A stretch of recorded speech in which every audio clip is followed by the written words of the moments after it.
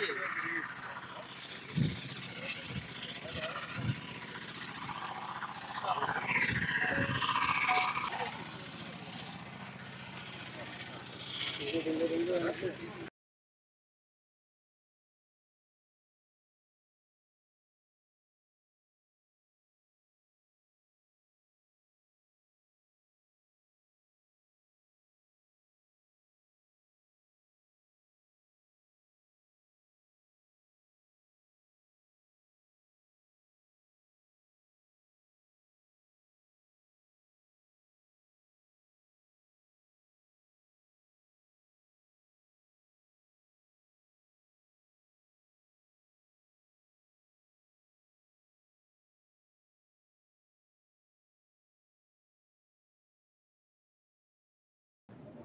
27వ division Nallapadu చెరువు.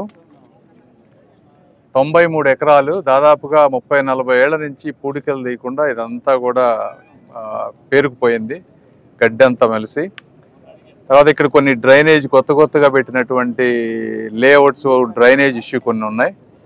ఈ ప్రాంతం వాళ్ళు మల్టిపుల్ టైమ్స్ మా దగ్గరికి వచ్చి అడిగారు ఈ పూడికలంతా తీసి గవర్నమెంట్ కాంట్రాక్ట్ ద్వారా థర్డ్ పార్టీని, ఒక అథెంటిక్ సోర్స్ని తీసుకొచ్చి పూడికంతా తీస్తే 10-12 కోట్ల రూపాయల డబ్బు వస్తుంది. దాంతో మాకు మంచి ఒక ప్లే గ్రౌండ్, చుట్టూ వాకింగ్ ట్రాక్ చేసి ఈ ఏరియాకి వాటర్ సోర్సెస్ పెంచమని అడుగుతా ఉన్నారు.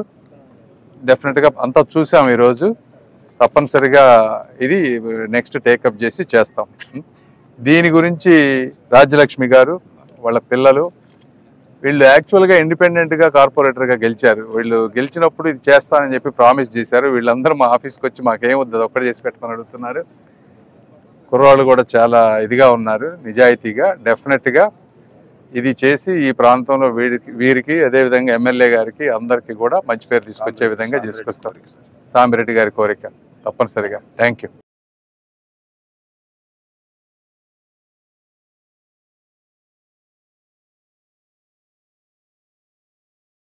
చెప్పావు, ఇది పూడికి తీర్థం కాకుండా ఇంకేం కోరుకుంటున్నావు?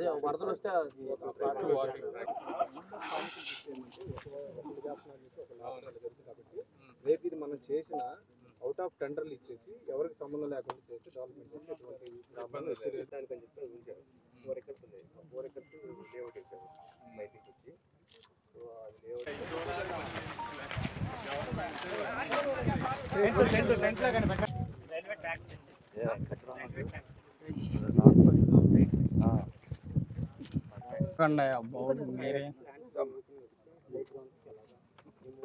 ఎక్కడ